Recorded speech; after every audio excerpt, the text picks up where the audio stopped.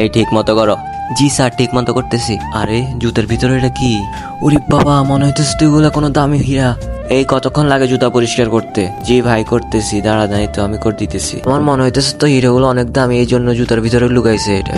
আরে এই মিয়া, কতক্ষণ লাগে জুতা পরিষ্কার করতে? তোমার কাছে জুতায় পরিষ্কার করবো না, যাও। আরে আরে ভাই দাঁড়ান দাঁড়ান, এই পুরো এলাকায় আমার থেকে ভালো জুতা পলিশ কেউ করতে পারে না। দেন আমি এখনই করে দিতেছি।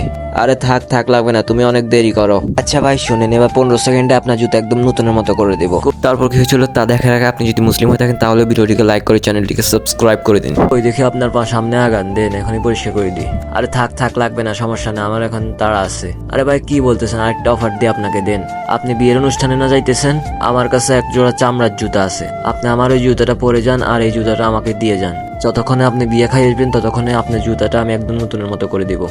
আরে থাক থাক, লাগবে না, আমার এই জুতাটাই ঠিক আছে, আমি যাই। বন্ধুরা তারপর কি হয়েছিল তা দেখার জন্য কমেন্টে পার্ট 2 লিখুন।